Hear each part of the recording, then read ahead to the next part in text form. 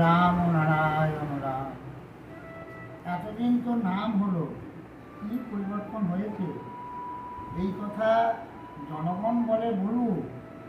ঠাকুরের সন্তান যেন ভুলেও না বলে আর কোনো দিনও। এতে কিন্তু গুরুর গুরুত্ব লঙ্ঘন করা হচ্ছে এবং তাঁর বিধানের উপর দ্বন্দ্ব সন্দেহের প্রকাশ হচ্ছে। পদ্মা নদীর জল তল দিয়ে মাটি কেটে কেটে ঢুকে পড়ে, এটা কি লোকে বুঝতে পারে? তাহলে এত বাড়িঘর আর নদীগর্ভে চলে যেত না।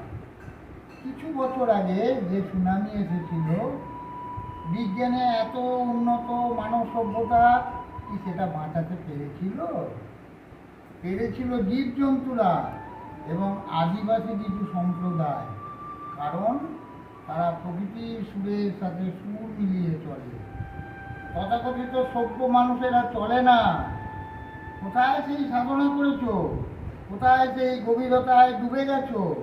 কোথায় সেই খোঁজে থেকে নিজেকে নিযুক্ত করেছো যে তোমার চৈতন্য, মন, বুদ্ধি, বিচার এবং ইন্দ্রিয়গুলো সেইভাবে সজাগ হয়ে উঠবে যাতে প্রকৃতির সেই সূক্ষ্ম ধারাকে অনুধাবন করতে পারো, বিরাট পরিবর্তনে ঢেউকে উপলব্ধি করতে পারো?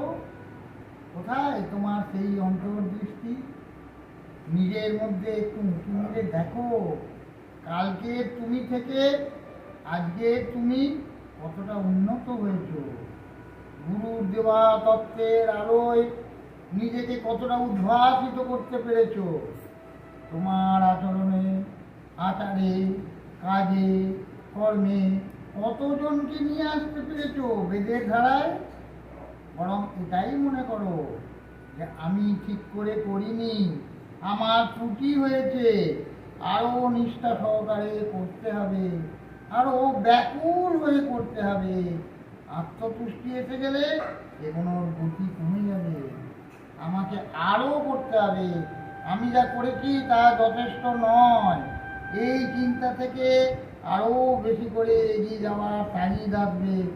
যখন নিজের পরিবর্তন উপলব্ধি করতে পারবে, তখনই পারবে উপলব্ধি করতে যে কী পরিবর্তন হয়েছে ও হয়ে চলেছে এবং হওয়ার মুখে। রাম নারায়ণ রাম।